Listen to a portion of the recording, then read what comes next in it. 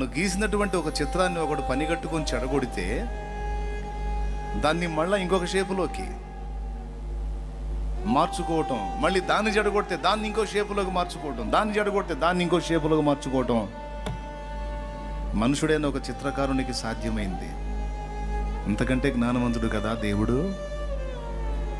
సైతానుగాడు నీ జీవితాన్ని ఎంత చిన్నాభిన్నం చేసి గందరగోళం చేసినా, చక్కని ఒక ఆకృతిలో ఉన్న నీ జీవితాన్ని, నీ కుటుంబాన్ని, నీ సంసారాన్ని, నీ నీ నీ జీవితాన్ని చిన్నాభిన్నం చేసి వాడు అయిపోయింది నీ పని అని అంటాడు. కనీసం ఏమంటాడు తెలుసా?